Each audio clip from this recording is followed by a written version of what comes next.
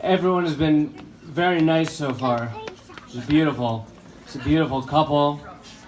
Daniel and Mika, beautiful people. When I wrote this, I didn't realize everyone would be so nice, of course. So I'm sorry for Mika, who's a beautiful, nice girl, and she married an idiot. What can I say?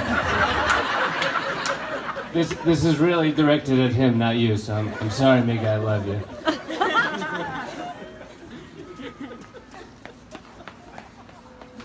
A few weeks ago, following hearing a speech I made at a friend's wedding, my Uncle Joey sent me an email pleading with me to be nice to Daniel in my speech tonight.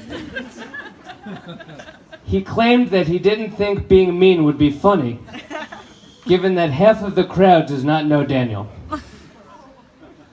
Well, Joey, to that I say two things.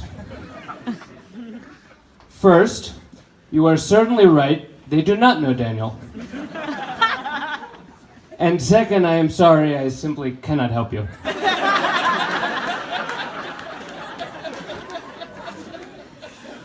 On the surface, as I am sure the Medoffs must believe, Daniel is a true catch. Handsome, from a nice family, and raised with a strong Jewish background, it would seem Mika has truly landed herself quite the Prince Charming.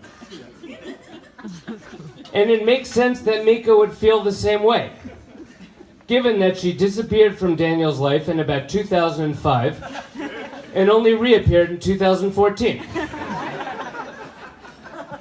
All I can say is, Mika, nothing important happened during that period.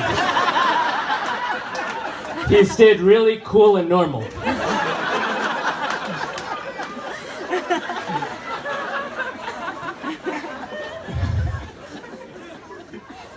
Before we visit Daniel's late 2000s mental breakdown,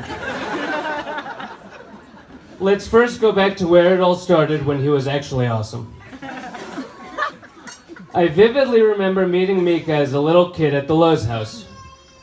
While we all loved Tanya, I am sure at the time, as all the girls were, she was really just there for the sliding door access to Daniel. I am not sure how parents such as yours, Mika, allowed their daughters anywhere near the Lowe residence in those years, given that Daniel was a bona fide predator, consistently attempting things with Tanya's friends that remain illegal south of the Mason-Dixon line.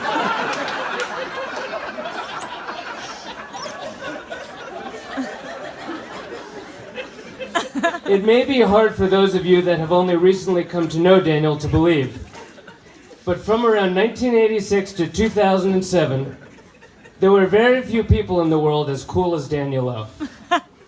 I have been with my girlfriend for 7 years now, and have still not been able to convince her to try half the things that Daniel was able to pull with girls as a 13-year-old.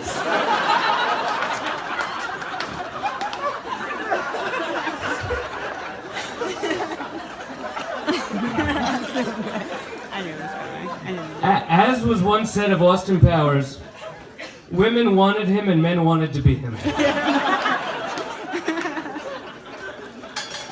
All of that changed in around 2007, when Daniel decided a life of beautiful women in Ivy League University weren't for him. First, in a fit of patriotism, Daniel decided he wanted to become a U.S. Marine. Quickly realizing that the weather and women in Afghanistan were less than ideal,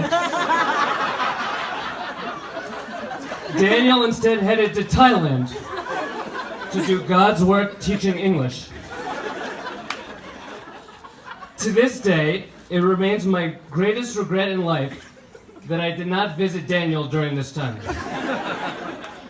I am sure we would have had a fantastic time together teaching English had I come.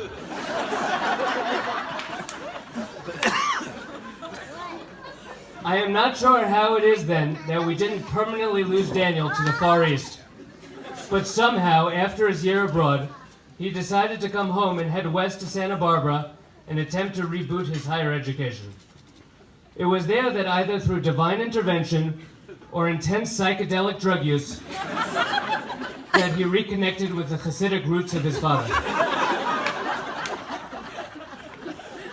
I had heard rumblings back home of a full-on breakdown, but I need to see it for myself to believe it. So one day, I volunteered to pick up Daniel from the airport. When he first walked off the plane, things seemed relatively normal. A short beard, yes. Smelled a little funky, yes. But still seemed kind of normal.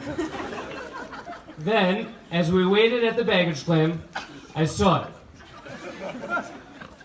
A large round box with his black hat in it. I knew then that we had lost him.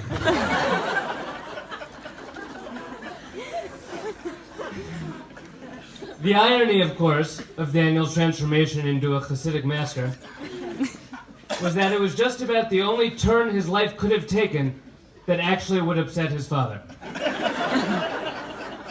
Joey could have found out that Daniel was out west robbing banks or operating a brothel in Thailand, and that still probably would have been more preferable to him than Daniel joining Chabad. I will never forget when a year or two into Daniel's Hasidism, sitting at a Shabbos table with his parents, dressed as if he was in 1875 Krakow, he turned to Joey and said, "Tati, can you please pass the challah?" Joey, who had previously done his best to accommodate Daniel, slammed his hand down on the table and finally said, "Enough is enough. I can't take it anymore." Perhaps it was then that Daniel began his slow and unlikely return to us. When in around 2013, Daniel showed up at a Christmas vacation one day with no beard and no kippah. Seemingly he was back. Somehow, Joey's prayers had been answered, and he had survived and re-entered normal society. While on the surface that may have seemed to be the case, those of you that have spent time with him over the last several years know full well that while he may have lost the beard, he certainly remains immensely special.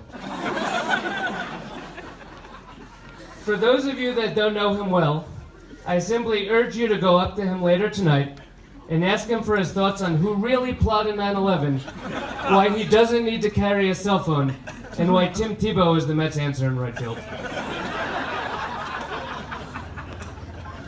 That should give you a fairly accurate picture of the person that the Metoffs are actually allowing their daughter to marry them.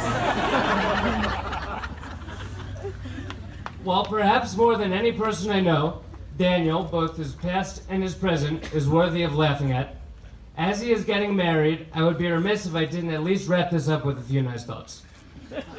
In spite of, or perhaps because of, all the things I mentioned earlier, for most of my life, Daniel has been my role model. Being 2 years younger than Daniel was easy in the sense that I could do no wrong. But hard in the sense I consistently lived in envy of all of his exploits. No one had more fun than Daniel as a teenager, and I am lucky and grateful that he let me hang along for the ride.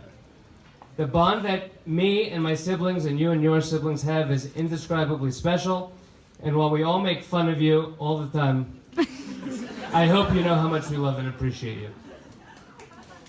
Mika, more so than anyone I know, you are getting someone with an unparalleled moral compass and someone that I know will treat you as you deserve.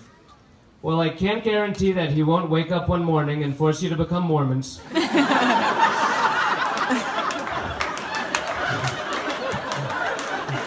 I can promise you that he will always be honest, loving, good, and kind. I'm so happy for both of you. I love you, Mazel Tov.